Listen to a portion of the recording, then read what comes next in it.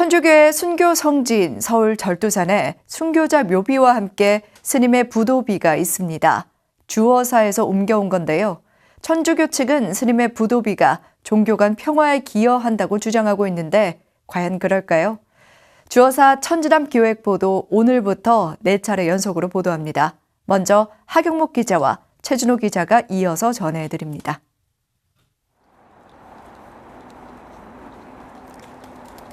머리를 자른다는 뜻의 절두산입니다.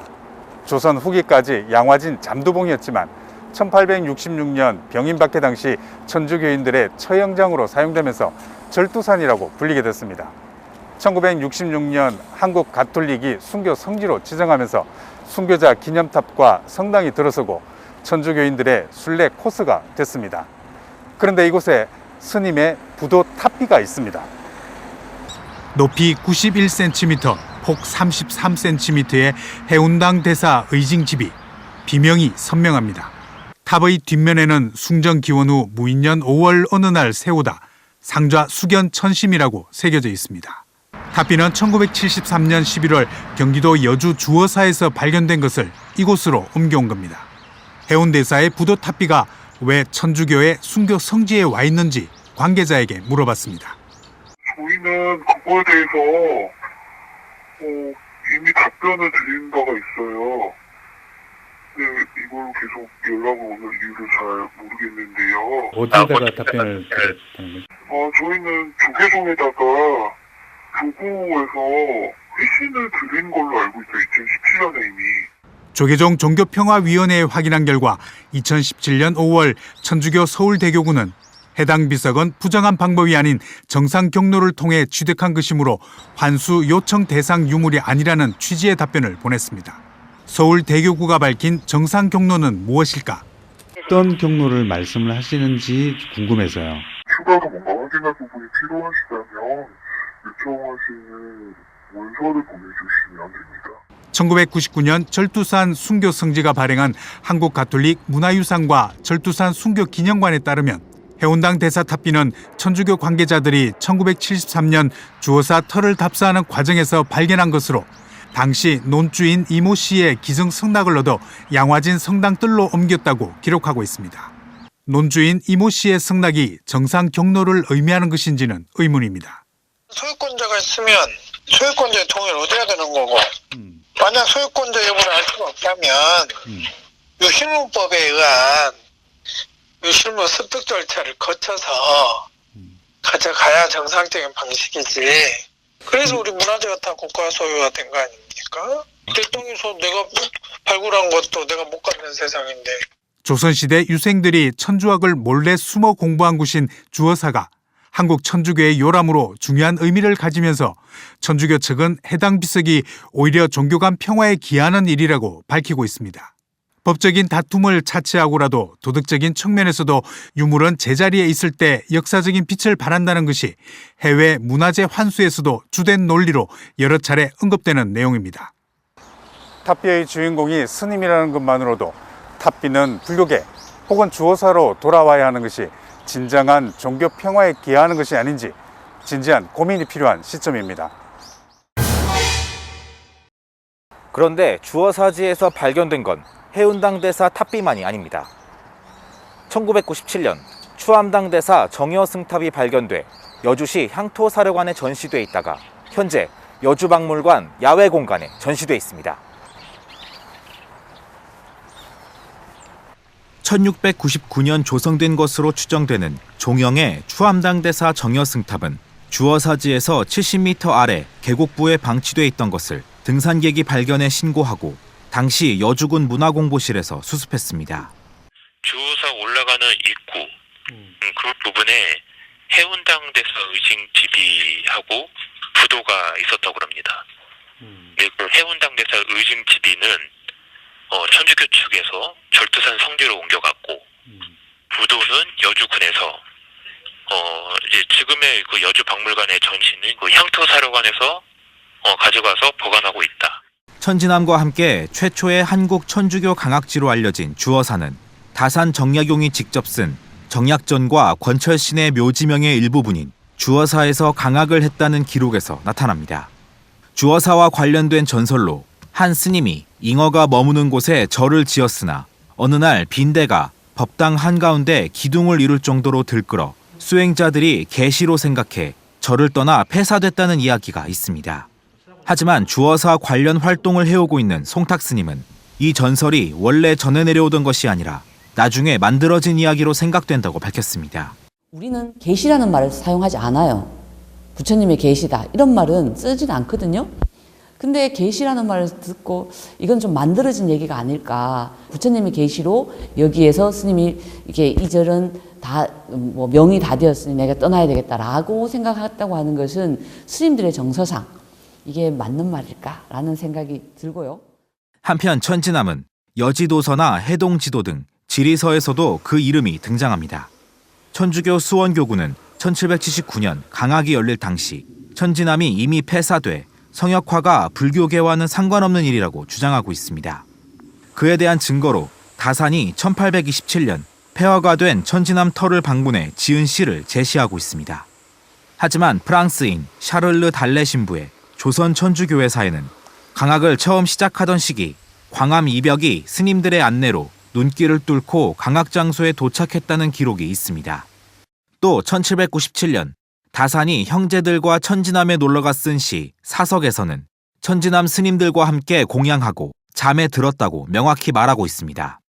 이후 30년 뒤 귀향을 갔다 온 다산이 다시 천지남을 방문해 지은 시가 천주교 측에서 제시하는 1827년의 시인 겁니다. 그래서 1827년의 시는 오히려 천지남이 1801년 신유박해로 스님들이 희생되고 절도 불태워졌을 가능성을 보여주는 결정적 증거라는 분석도 있습니다. 주어사와 천지남의 역사와 폐사 경위 등에 대해서는 명확한 기록이 나오지 않고 있는 가운데 구전을 둘러싼 논란이 이어지고 있는 상태입니다. 따라서 천주교 측의 일방적인 성지와 추진과 불교 지우기에 대응하기 위해서는 두 사찰의 역사에 대한 심도 있는 연구가 필요해 보입니다. BTN 뉴스 최준호입니다.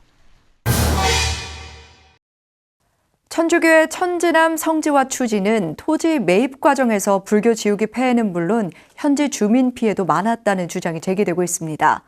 서소문공원 성지화는 바로 그 장소에서 수많은 동학교도가 희생된 아픈 역사를 지닌 천도계의 항변이 무시된 채 진행된 사례입니다. 천주교의 무분별한 성지화 사업이 타종교의 역사를 지우고 유적을 훼손하고 있다는 지적입니다.